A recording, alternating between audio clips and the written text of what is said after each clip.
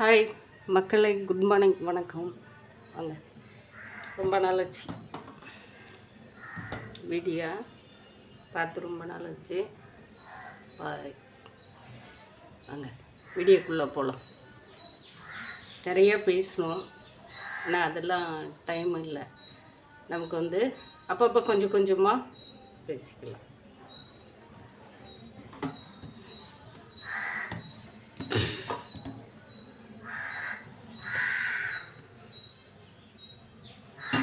இது எவ்வளோ தேய்ச்சல்லையும் போலைங்க இந்த பாத்திரத்தில், அதனால் வைக்கலாம்.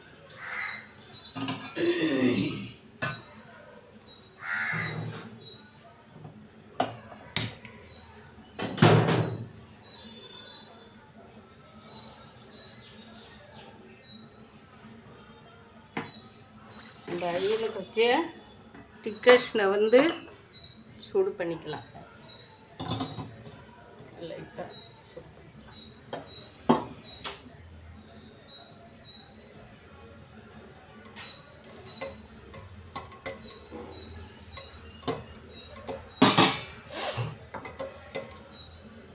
இன்றைக்கி நம்ம சமையலுக்கு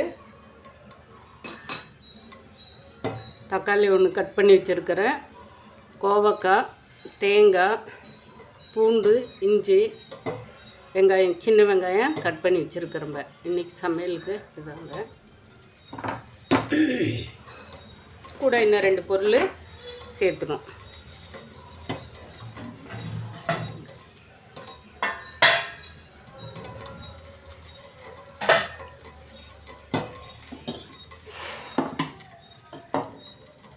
தேங்காயை நம்ம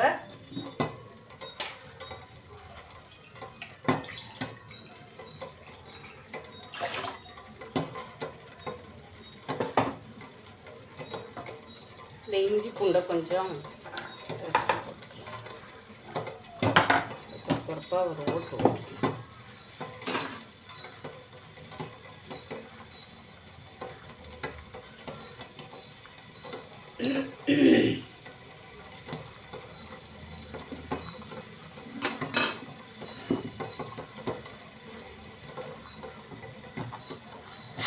சூடாயிடுச்சு, எடுத்துடலாங்க.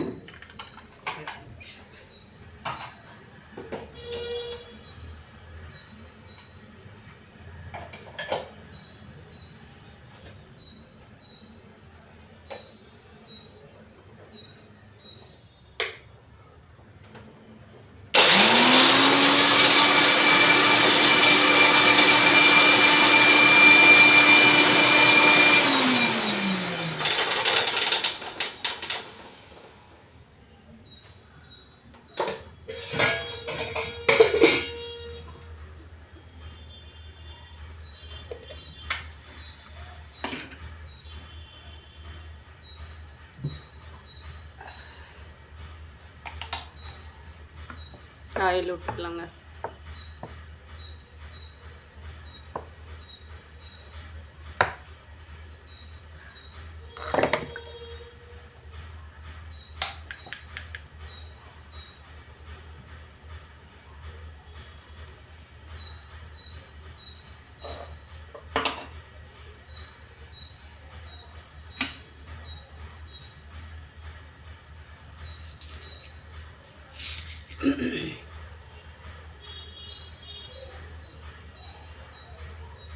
கடுகு உளுத்தம்பருப்பு போட்டுக்கலாம்.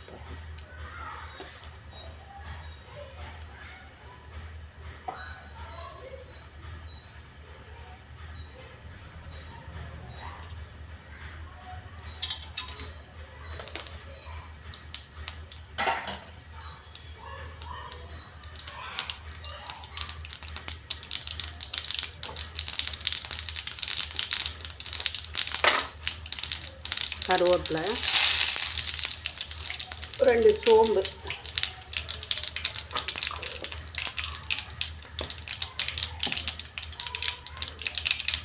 நம்ம கட் பண்ணி வச்சுருக்கிற வெங்காயம் போட்டுக்கலாம்.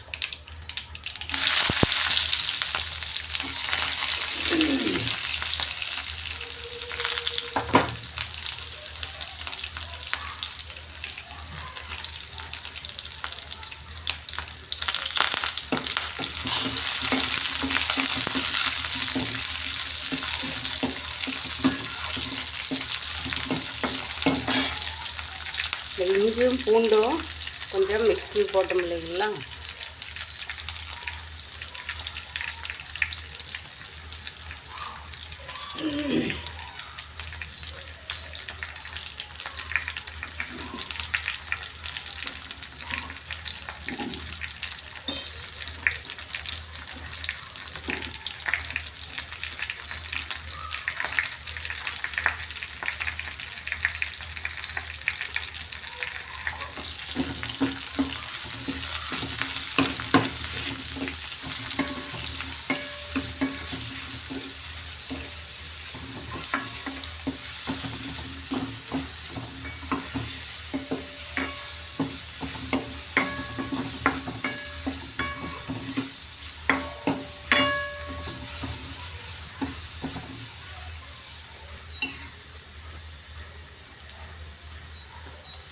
இப்போ வந்து இதுக்கு நம்ம தேவையாக இருக்கிறது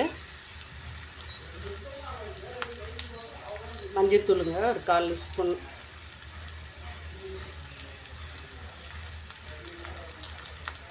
நம்ம சாம்பார் பொடி ஒரு 1/2 ஸ்பூனுக்கு பக்கம் சாம்பார் பொடி, மல்லித்தூள் கொஞ்சோண்டு, மசாலா குழம்பு தான், புளி ஊற்றாமல் தான் வைக்க போகிறோம்ப, அதனால கறி மசாலா தூள் கொஞ்சம், அவ்வளோதான்.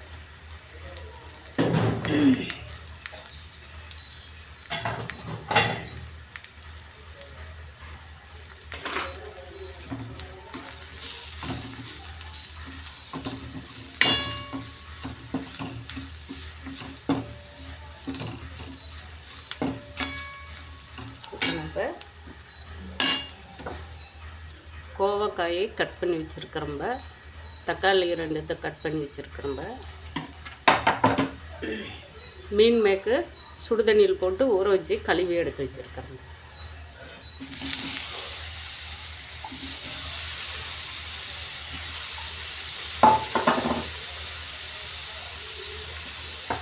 இவங்கெல்லாம் ஒன்றா போட்டு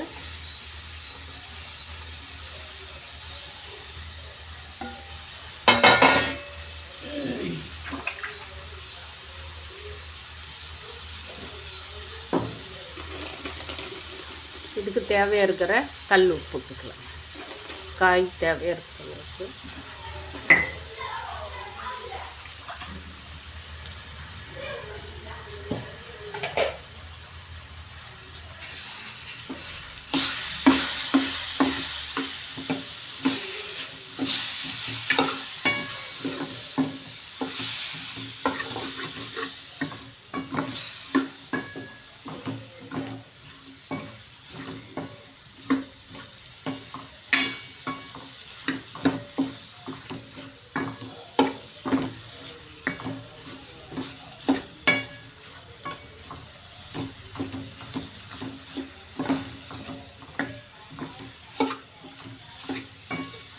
நான் இந்த உப்பு போட்டிருக்கிறது மசாலா எல்லாமே வந்து இந்த காயோட சேரணுன்றதுக்கோசரம் நம்ம இப்படி கலக்கி போட்டிருக்கிறேன்.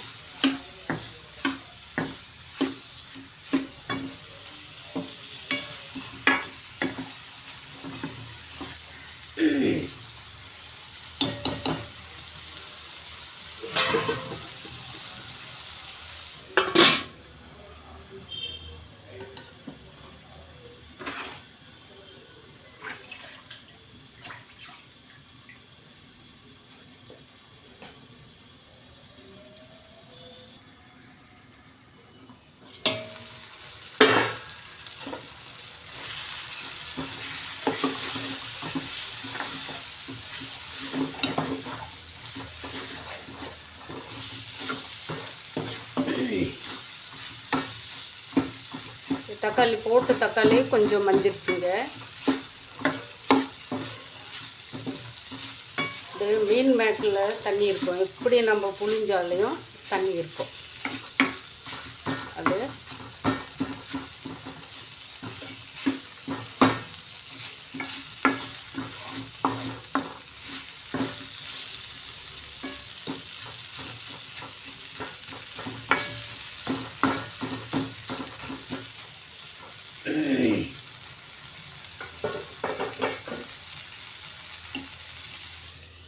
இந்த கொஞ்சம் வேகட்டும்.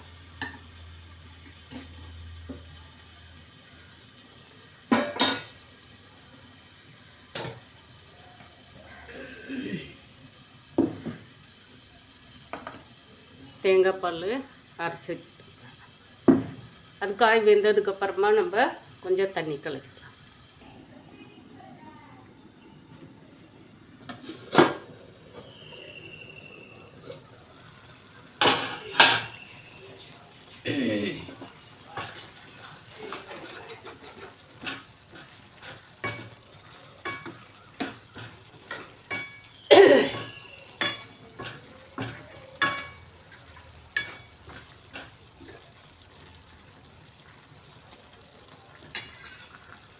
ஏன் வந்து இந்த பாத்திரத்தை இவ்வளோண்டு குட்டி பாத்திரத்தை வச்சுட்டு ராவடி பண்ணிட்டு இருக்கிறாங்கன்னு நினைக்காதீங்க.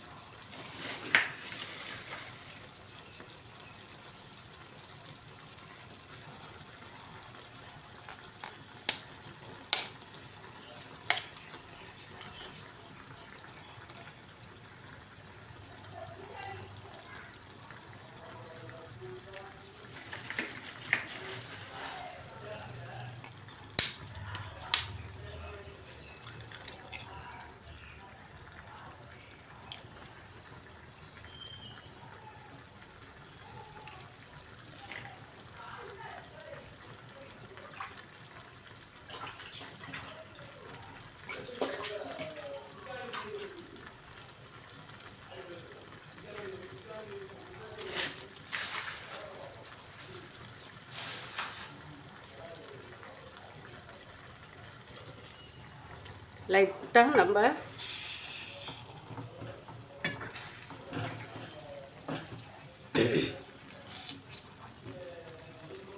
கொஞ்சம் மூடி விட்டு அதுக்கப்புறமா கலர் விட்டுக்கலாம்.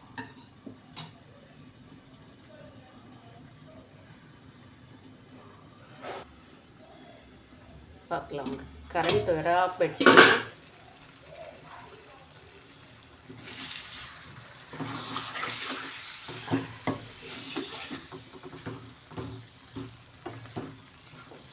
இப்போ நம்ம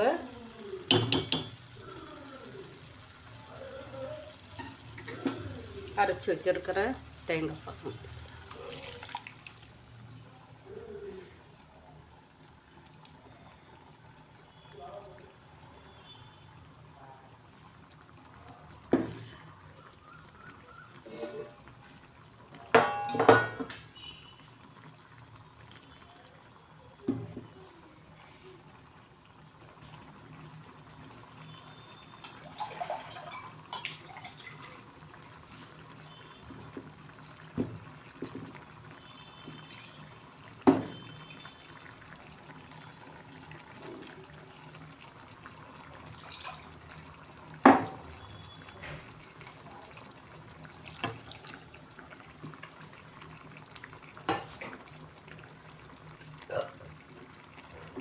கிண்டு. ஏன்னா முட்டை போட்டிருக்கறதுனால டக்குன்னு அடி பிடிச்சாலும் பிடிக்காதுங்களா, அதனால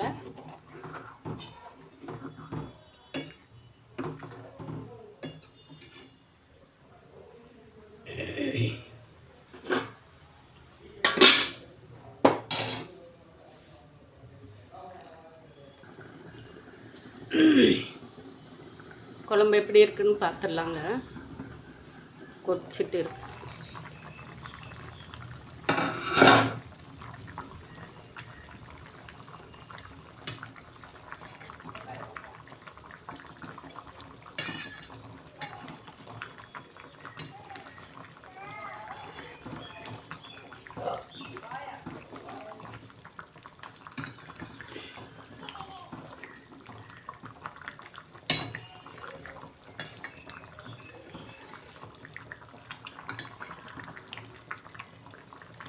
சூப்பராகிடுச்சுங்க.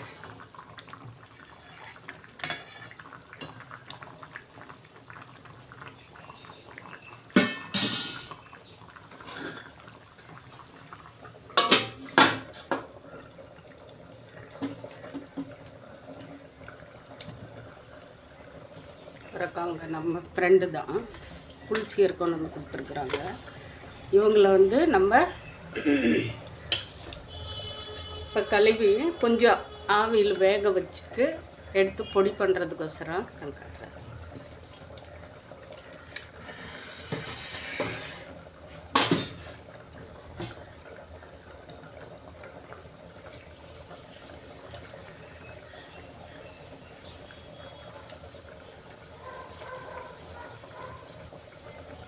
ஏதாவது நமக்கு ஒரு ஃப்ரெண்டுங்க வந்து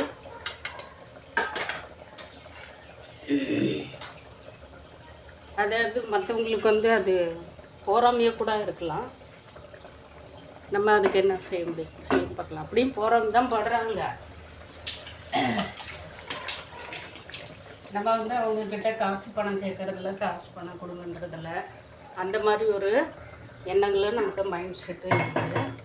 எப்போவுமே வந்து கொஞ்சம் எல்லாருமே நம்ம வந்து சொல்கிறதும் தூய்மையான நட்போட பழகிறதுக்கு இந்த உலகத்தில் யாருமே இல்லை. ஏதோ ஒரு இடத்துல நானாக இருக்கட்டும், ஏதோ ஒரு இடத்துல தப்பு நடந்துடும்.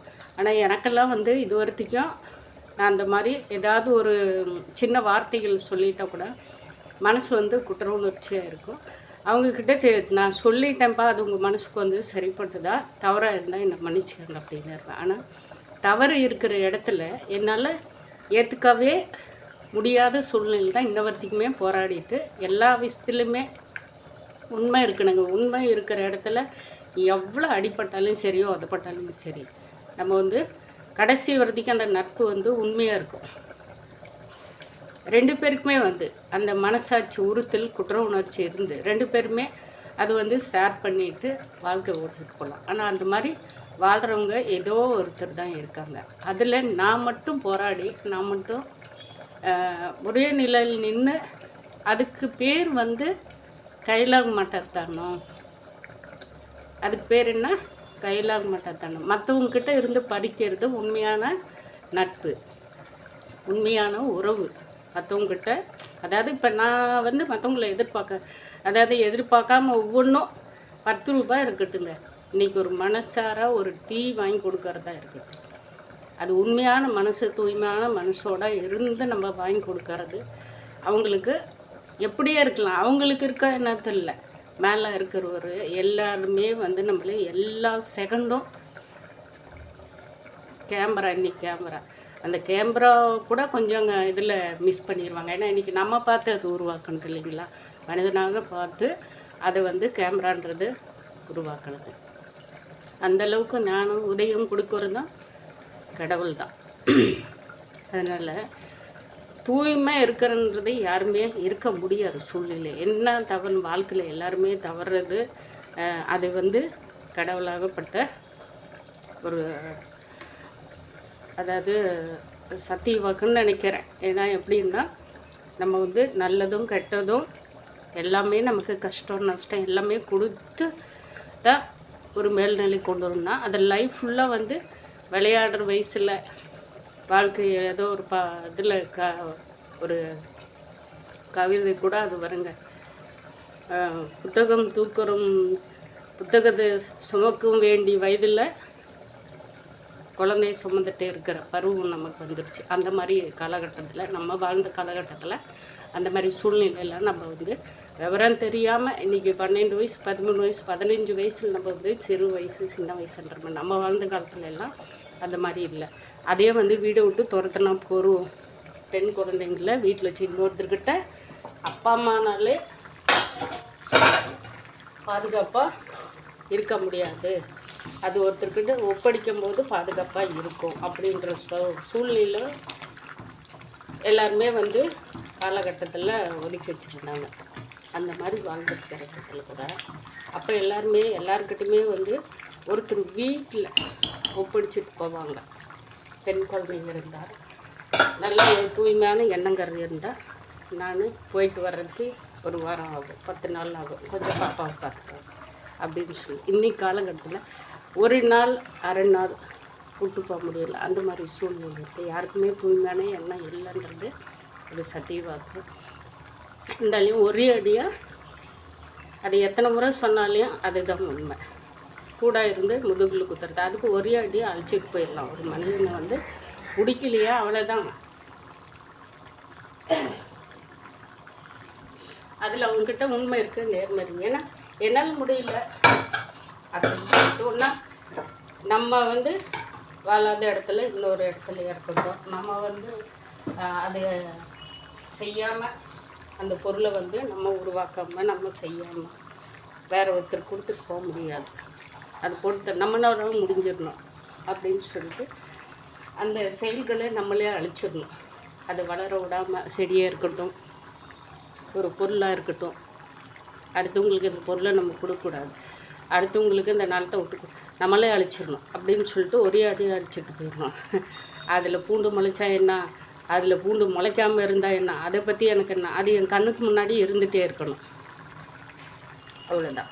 அது எவ்வளோ மிதிப்பட்டு வெயிலில் அது எவ்வளோ சாவுமோ சாப்பிட்டோம், அது என் கண்ணு முன்னாடி அதாவது புழுவுன்னு சொல்லுவாங்க இல்லைங்களா, துடித்து சாகும் அப்படின்ட்டாங்களா, அதை நான் வேடிக்கை பார்க்கணும்.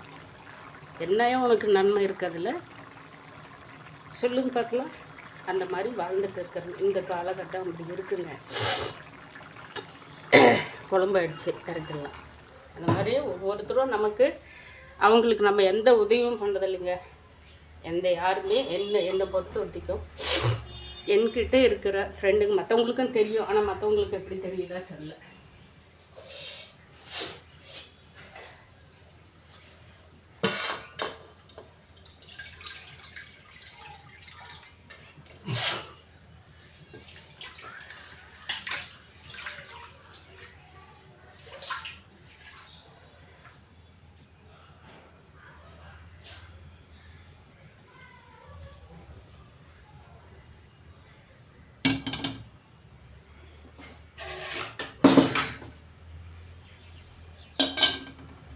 இந்த குழம்பு வந்து நம்ம இப்போ செஞ்சு குழம்பு வந்து சாப்பாட்டுக்கு தாங்க செஞ்சேன். இது இட்லி, தோசைக்கு எல்லாத்துக்குமே சூப்பராக இருக்கும்.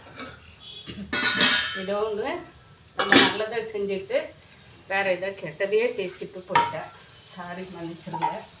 இதுதான் மனிதனோட பொறுப்பு. அதே தொடர்ந்து நம்ம பல வருஷமும் நம்ம அந்த சூழ்நிலைக்கு போகக்கூடாது. ஏன்னா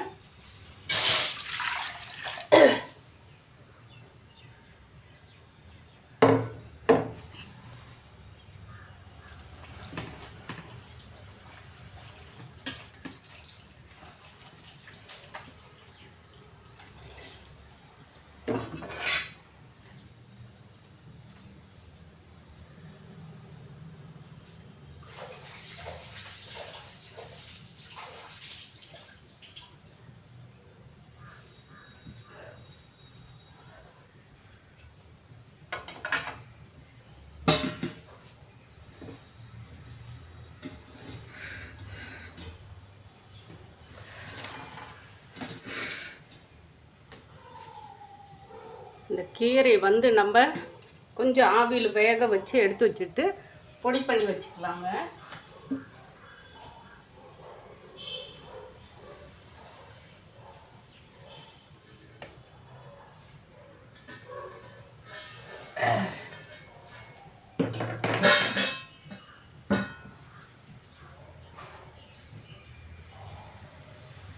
நான் இந்த முறை பொடி செஞ்சு இந்த வருஷம் பொடி எல்லாமே தீர்ந்துச்சுங்க. அதனால் ஒரு சூழ்நிலை பொடி நமக்கு செய்ய வேண்டிய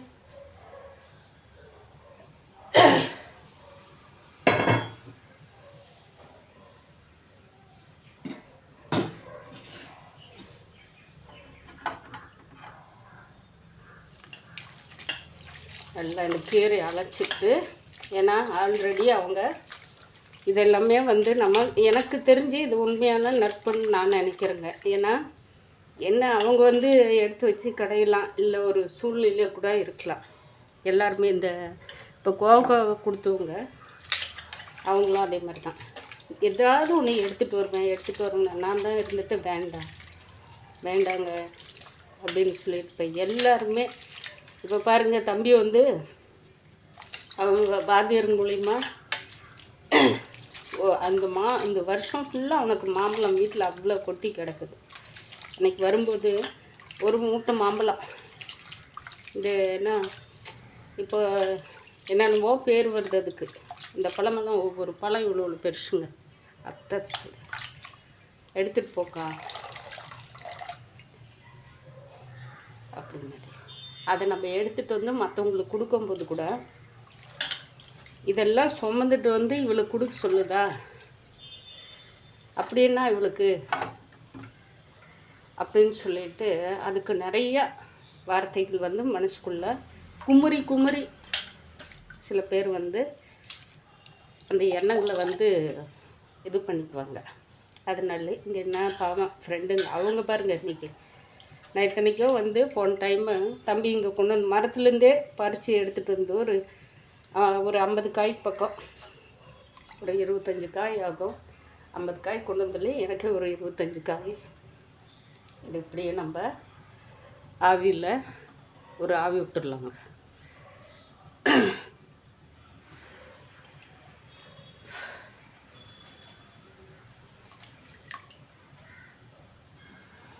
ஏன்னா அவங்க வந்து இதை எனக்கு இப்படி பக்குவமாக பறிச்சிட்டு வந்து கொடுக்கணுன்னு அவசியமே இல்லைங்க. அப்படியே அவங்க பாட்டுக்கு அவங்க கொண்டு வந்து கொடுக்கலாம். எந்த வேலையாக இருந்தாலும் இந்த கத்திரிக்காய் பாருங்கள், நான்லாம் நம்ம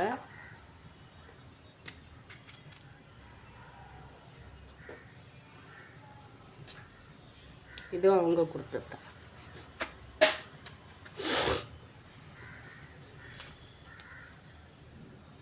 எடுத்துகிட்டு வரல போ அப்படின்னு சொல்லிட்டு விட்டேன். அதாவது மனம் திருப்தியாக இருக்கணும் எது செய்கிறது. நம்ம கொண்டு வந்து கொடுத்து இன்னொருத்தருக்கு நம்ம அந்த பாவத்தை உண்டாக்குறது போ, அது நம்ம கொண்டு வராமே இருந்துடலாம். அவங்களுக்கு அந்த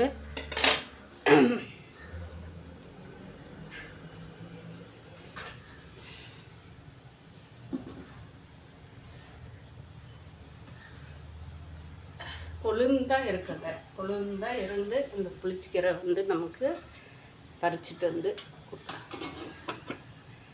ஒரு ஆவி மட்டும் விட்டு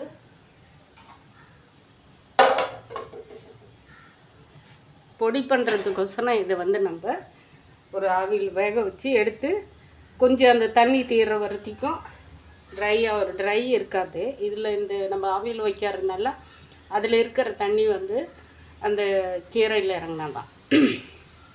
அதனால் இந்த தண்ணி அப்படியே இட்லி பாத்திரத்துலேயே விட்டு போயிட்டு நைட்டு வந்து ஃபேன் காற்றுல போட்டு அப்படியே விட்டோம்லான்னா இன்றைக்கி ஃபுல்லாக வந்து அது ஆறிட்டு கிடக்கும்.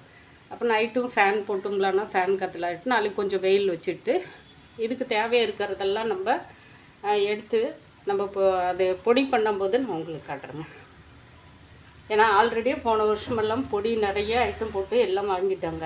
இந்த வருஷம் எனக்கு இன்னும் அதை வருஷத்துக்கு வருஷம் நமக்கு வந்து ஏதாவது அந்த மன போராட்டன்றாங்க இல்லையா, அது வந்து நம்மள அதாவது எதுவுமே எந்த ஒரு தொழிலும் நமக்கு செய்ய விடாமல் நல்லது கெட்டது நடக்க விடாமல் நம்மளை வந்து அப்படியே போட்டு அழுத்தணும். ஏன்னா அவங்களுக்கெல்லாம் எந்த வழி எந்த இதுவும் இல்லைங்க. மற்றவங்களுக்கு இந்த ஏமாத்துறவங்களுக்கு அவங்களுக்கு அது சாதாரணமாக போயிடுச்சு. இன்றைக்கி ஒரு லைஃபே வந்து வாழ்ந்த லைஃபே சாதாரணமாக தூக்கி போயிட்டு வேறு மாதிரியே போயிட்டு இருக்கும்போது இதெல்லாம் எங்கே போய் நிலைக்குது. அதாவது பணம் மட்டும்தான். அந்த பணத்துக்கொசரம் ஒரு உறவுக்கொசரம் நமக்கு தேவையாக இருக்கிறது எல்லாம் முடிஞ்சிருச்சா. இதுதான் லைஃபு. வாய் கூசாமல் பா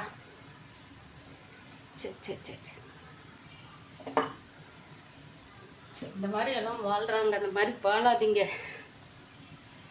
அதில் அது வந்து நமக்கு நல்லா இருக்கும், சங்கதிங்களுக்கு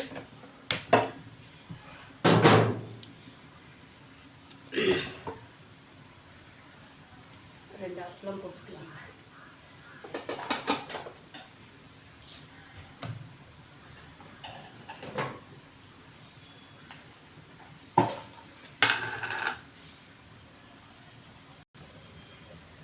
பார்க்கலாங்களா?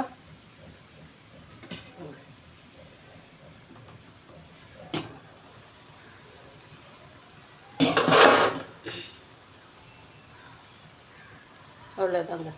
இப்போ வந்து நம்ம இவங்களை இறக்கி அப்படியே வச்சுட்டு காய் போட்டு பொடி பண்ணும்போது நான் காட்டினேன். உங்களுக்கு தேவை இருந்தால் கூட நீங்கள் யாராவது ஆர்டர் கொடுங்க. ஏன்னா இது எனக்கு மட்டும்தான். எப்போவுமே வந்து எதுவுமே நான் எனக்கு செஞ்சு ஃப்ரெண்டுங்களுக்கு கொடுப்பேன். இது தாங்க எனக்கிட்ட இருக்கிற ஒரு இது. ஏதாவது செய்யும்போது ஃப்ரெண்டுங்களுக்கு கொடுக்குறேன் இல்லைங்களா, அதை அவங்க சாப்பிட்டு பார்த்துட்டு நல்லா இருக்குது, நீங்கள் எப்படி இது செய்கிறீங்க அப்படின்னு சொல்லிவிட்டு எனக்கு வந்து, ஏன்னா நிறைய பேர் வீடியோ அவங்ககிட்ட எல்லாம் சின்ன பட்டன் ஃபோன் தான் இருக்கும், அதனால சொல்லுவேன் இந்த மாதிரி செய்யுங்க அப்படின்னு சொல்லிட்டு. நான் எண்ணெய் தயார் பண்ணதுலேருந்து எல்லா ஐட்டமே நான் வந்து என்னோடய ஃப்ரெண்டுங்களுக்கு ஷேர் பண்ணிக்குவேன். அவங்க அதை வச்சு அவங்க வீட்டில் செஞ்சு சாப்பிடுவாங்க. அதுதான் நான் ஒவ்வொன்றும் கற்றுக்குனது. எனக்கு தெரிஞ்சதை நான் வந்து இதை இது பண்ணுவேங்க. அவங்க இறக்கிடுவாங்க. அவ்வளோதான் அவங்க வேலை முடிஞ்சு.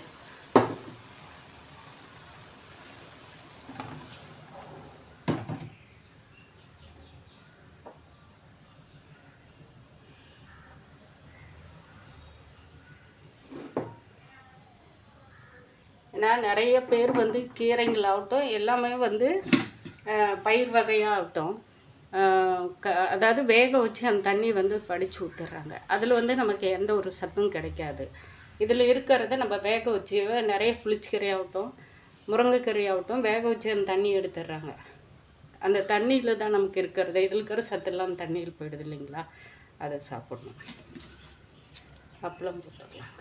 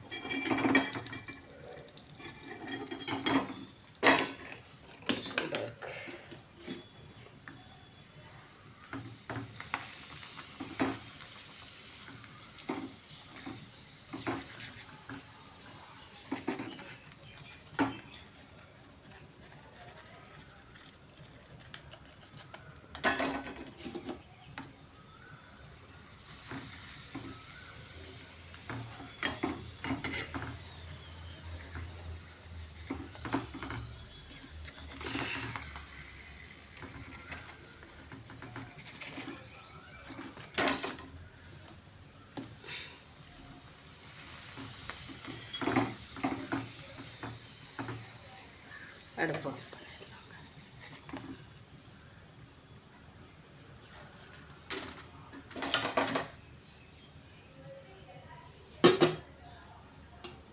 வாங்க. நம்ம வீட்டில் இன்றைக்கி சமையல்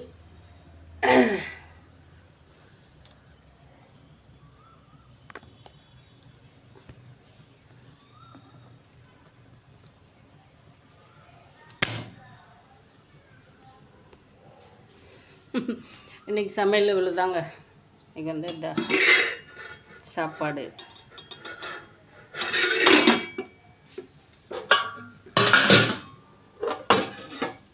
குழம்பு.